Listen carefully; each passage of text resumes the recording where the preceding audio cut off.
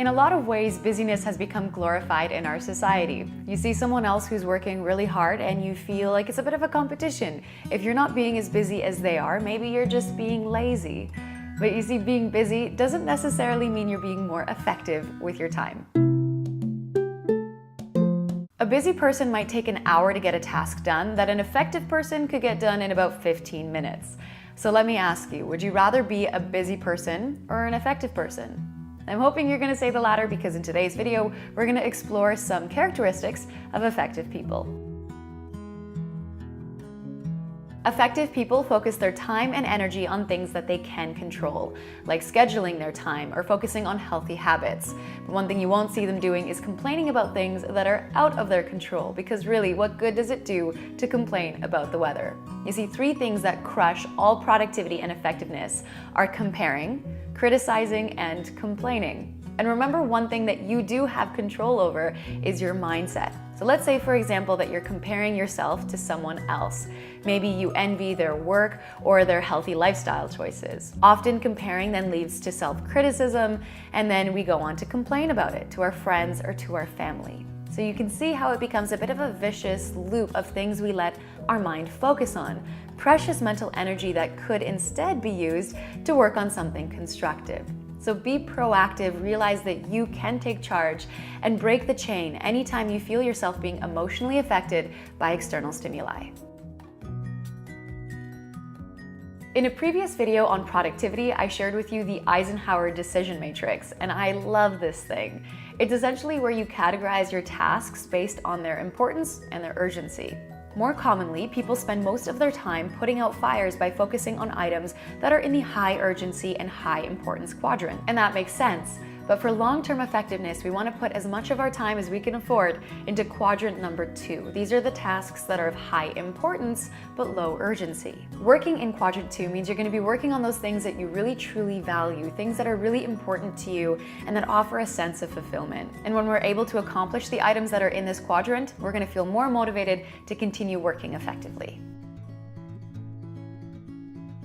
You might have heard that one habit of ultra successful people is that they read a lot. And the wonderful thing about reading or listening to books is that you can chip away at it during your downtime, like when you're in commute or just before bed or setting it to play while you're cleaning or cooking. But for those of you who feel you just don't have the time to go through an entire book, there's an app I highly recommend called Blinkist. And I am forever grateful to my sister for having introduced me to this. Essentially what Blinkist does is they take the insights from thousands of different books and they compress it into 15 minutes that you can either read or listen to on the go. Now you can get a free trial to test it out, and if you do, I highly recommend listening to the 15 minutes of gold from the book The 7 Habits of Highly Effective People by Stephen Covey. And actually, some of the points I'm mentioning in this video came from the book.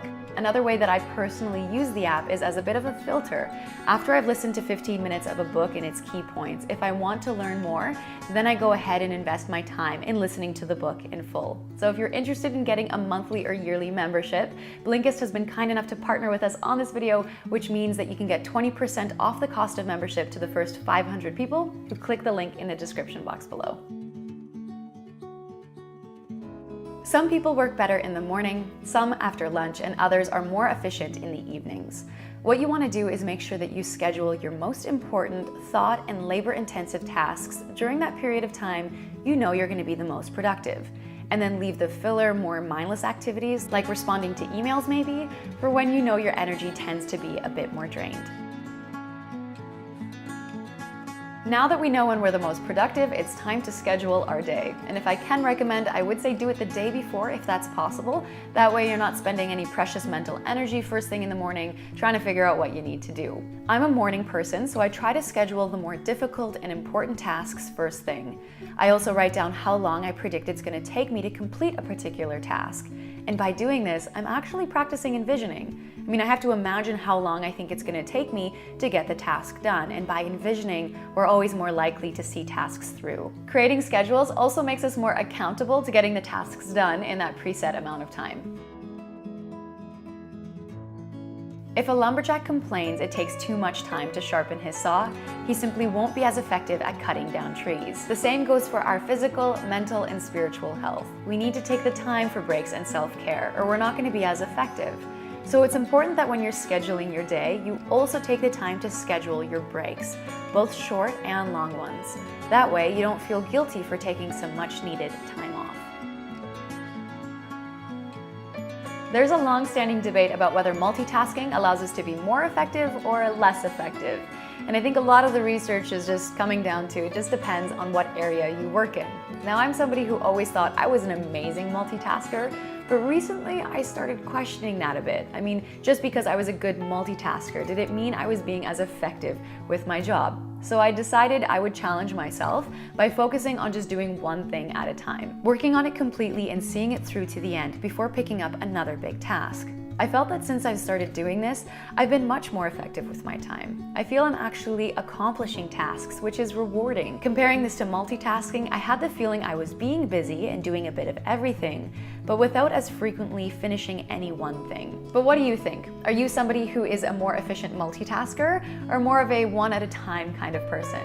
All right, less being busy, more being effective. Thumbs up if you agree. And that's it for today, folks. Thanks a lot for watching. Pickup Limes signing off. We'll see you in the next video.